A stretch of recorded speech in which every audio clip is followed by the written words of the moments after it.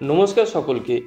যত দিন যাচ্ছে ভারতীয় ফুটবল থেকে তত যেন আমাদের বাংলার ফুটবলারদের নাম কিন্তু মুছে যাচ্ছে। ভারতীয় ফুটবলে সেইভাবে বাংলার ফুটবলারকে এখন আর দেখা যায় না। বাংলার ফুটবলারের নাম কিন্তু ভারতীয় ফুটবলে এখন আর শুনতে পাওয়া যায় না। অনেক আগে পাওয়া যেত, তখন আমরা ছোট ছিলাম, আমরা বাবা কাকাদের মুখে নাম শুনেছিলাম তাদের। তবে এখন কিন্তু আমরা সেটা নিজের চোখে দেখতে পাচ্ছি না।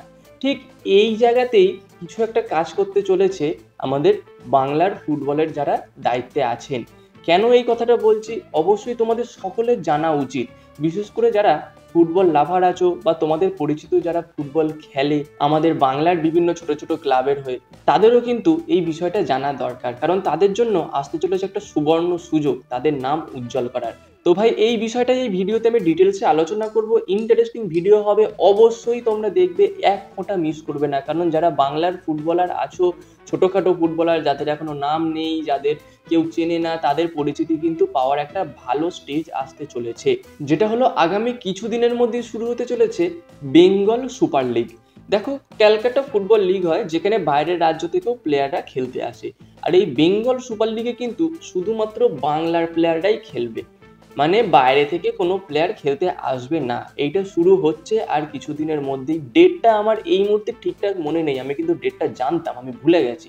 তো এই বেঙ্গল সুপার লিগে কিন্তু 8টা ফ্র্যাঞ্চাইজি থাকবে। যেমন ক্লাব হয়, ক্লাব ফুটবল হয়, এই আইএসএল যেমন হয়, বিভিন্ন ফ্র্যাঞ্চাইজি আছে তারা প্লেয়ার কেনে, এইরকম কিন্তু 8টা ফ্র্যাঞ্চাইজি থাকবে যারা প্লেয়ার কিনবে এবং তারা নিজেদের মধ্যে খেলবে।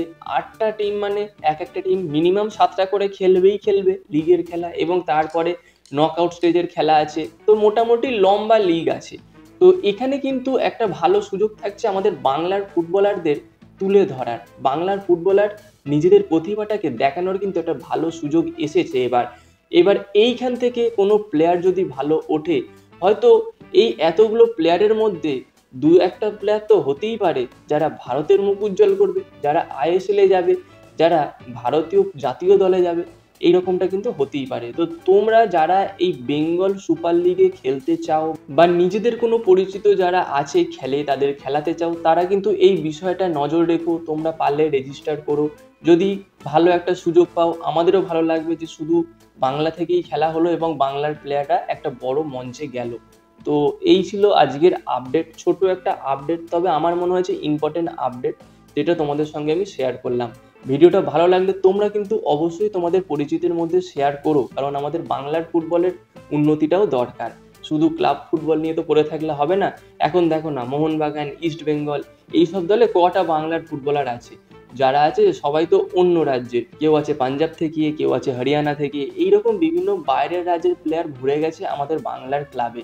তো আমাদের বাংলার ক্লাবে যদি আমাদের বাংলার প্লেয়ার বা বাংলার ছেলেদের মুখ দেখতে চাই, তাহলে কিন্তু এটা আমাদের দরকার। এই উদ্যোগটা খুব ভালো বলবো, আমাদের যারা বাংলার ফুটবলের দায়িত্বে আছে তাদের, তারা অবশ্যই একটা ভালো উদ্যোগ নিয়ে এই জিনিসটা এগোচ্ছেন। আর এই আপডেটটা পেয়ে তোমাদের কেমন লাগলো কমেন্টে জানিও, এবং এইরকম খেলা সংক্রান্ত ছোট বড় আরো আপডেট পেতে চাইলে আমাদের চ্যানেলটাকে সাবস্ক্রাইব করে তার পাশে বেল আইকনটাকে অন করে দিও। আর যদি ফেসবুক থেকে দেখে থাকো তাহলে পেজটাকে ফলো করে দিও। তো গাইস, দেখা হচ্ছে পরবর্তী ভিডিওতে। Bye bye.